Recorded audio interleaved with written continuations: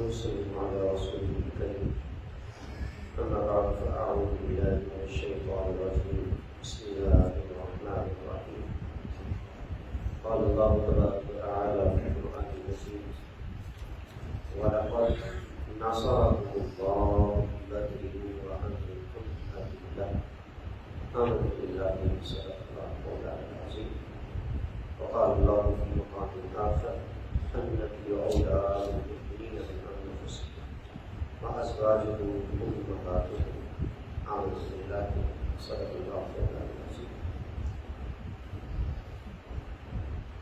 آج کے ہمارے درس کا عنوان ہے غزوہ بدر اور وصال حضرت عائشہ سلام اللہ علیہا۔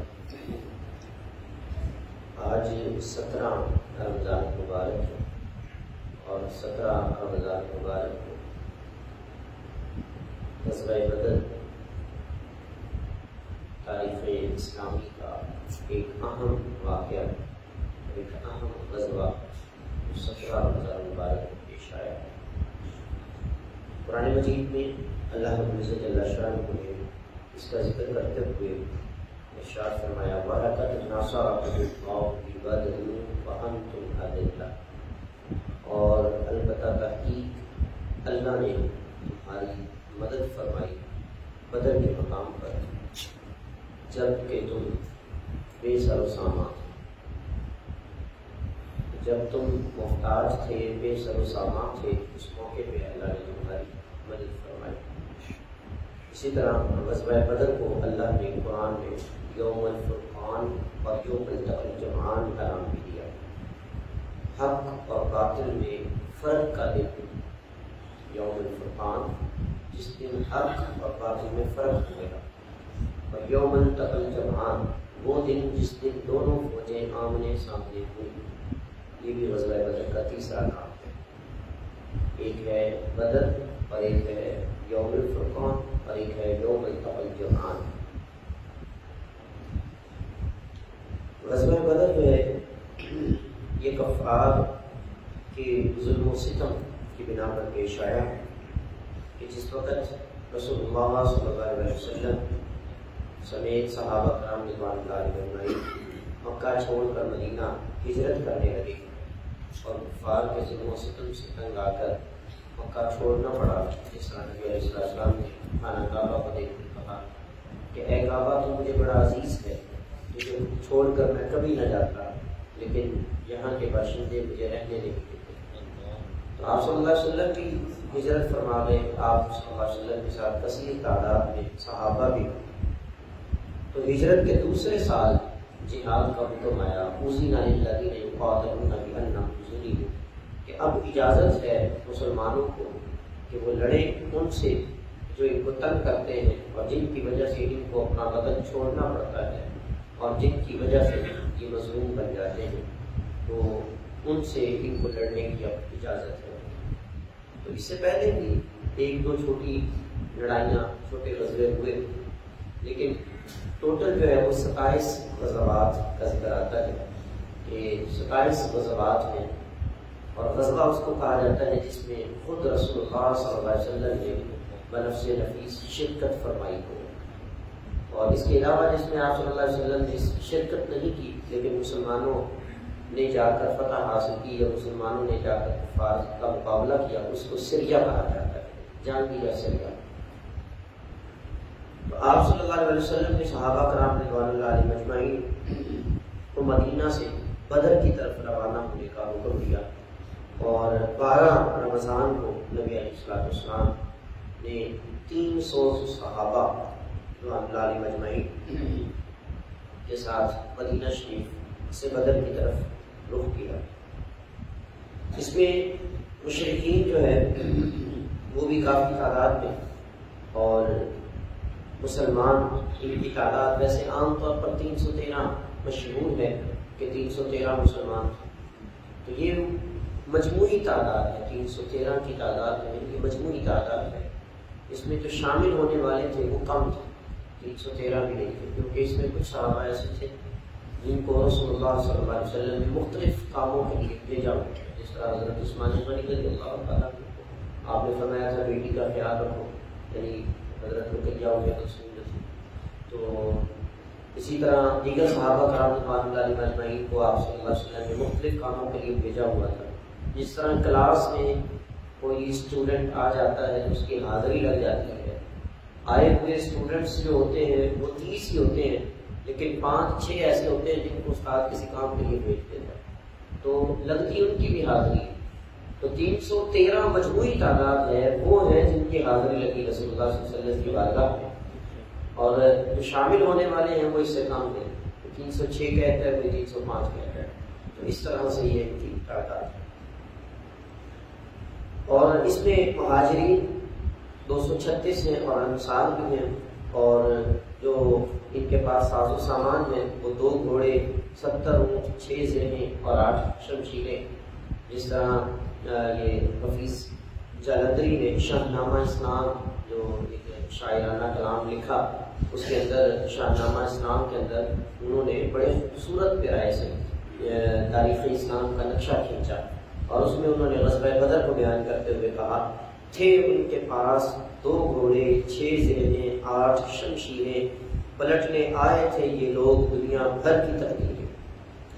تھے ان کے پاس 2 گھوڑے، 6 زرہیں، 8 شمشیریں، پلٹنے آئے تھے یہ لوگ دنیا بھر کی تقدیریں. نہ تیر پہ تکیہ، نہ خنجر پر، نہ بھالے پر، بھروسہ تھا ایک سادہ سی کالی کملے والے پر. سبحان اللہ. تو ان کو بھروسہ تھا صرف اور صرف اس بنا پر کہ بھی رسول اللہ ہمارے ساتھ ہیں تو بس اللہ ہمارے ساتھ ہے، اب ہم کبھی بھی جو ہے وہ شکست نہیں کھائیں گے. اور جس وقت رسول اللہ صلی اللہ علیہ وسلم نے صحابہ سے رائے لی، اور یہ آپ صلی اللہ علیہ وسلم کا طریقہ مبارکہ تھا، جب بھی آپ صلی اللہ علیہ وسلم کسی غزوے پر جانا چاہتے تو آپ صلی اللہ علیہ وسلم پہلے رائے لیا کرتے کہ میرے صحابہ تمہاری کیا رائے ہے، تمہارا کیا مشورہ ہے. تو صحابہ کرام رضوان اللہ علیہم اجمعین نے جو محبت بھرے جذبات سے جواب دیا، اور وہ کیا تھا کہ یا رسول اللہ حکم کریں، ہم تو اپنے گھوڑوں کو دریا میں بھی ڈال دیں گے، ہم تو آگ میں بھی چھلانگیں لگانے کے لیے تیار ہیں. یا رسول اللہ حکم تو ارشاد فرمائیں، ہم ہر طرح سے مر پٹنے کے لیے اور لڑنے کے لیے تیار ہیں.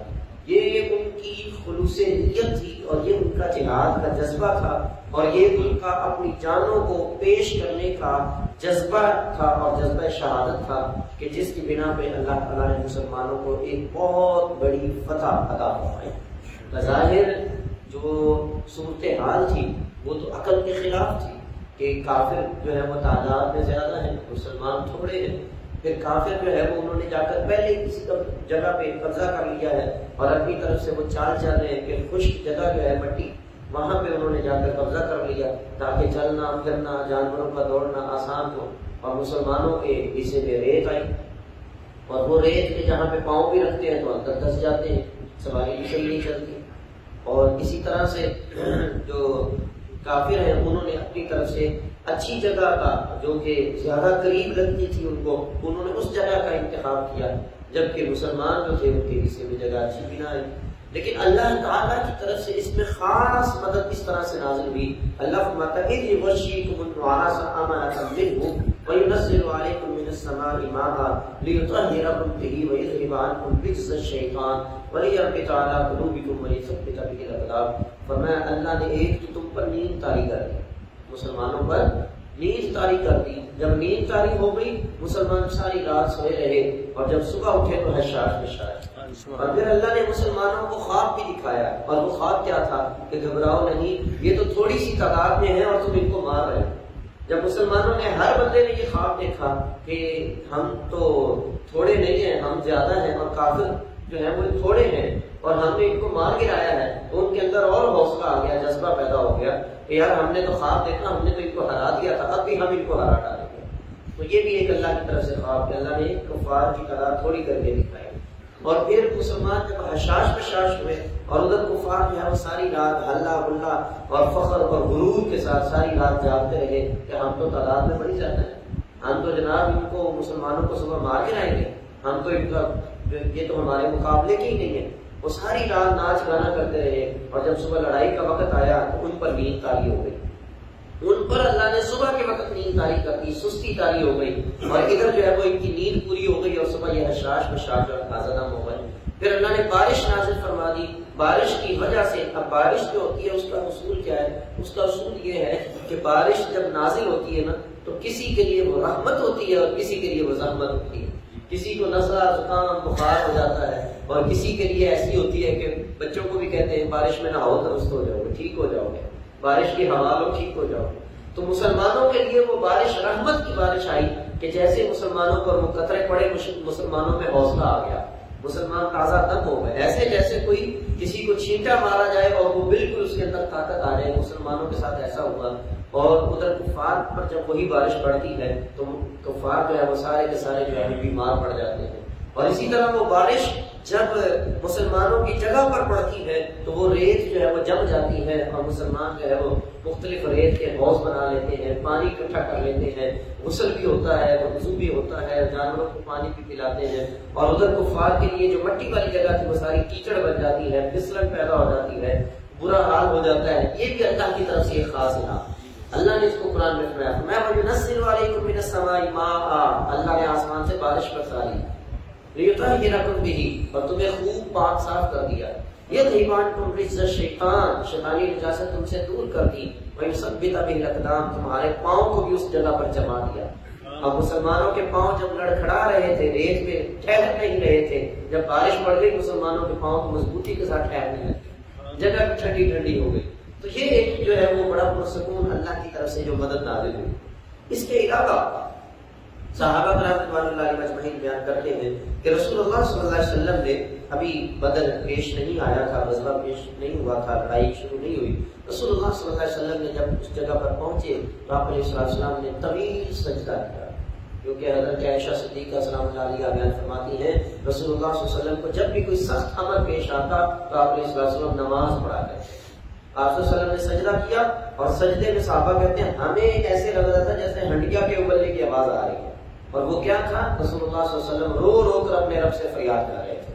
اور اللہ نے اس کو بھی قرآن میں بیان فرمایا، تستغیثون ربکم فاستجاب لکم انی ممدکم بألف من الملائکۃ مردفین. فرمایا اس وقت کو یاد کیجیے جب آپ اپنے رب سے فریاد کر رہے تھے، اللہ نے آپ کی فریاد کو پورا کر دیا. فرمایا میں آپ کی 1000 فرشتوں سے مدد کر دوں گا.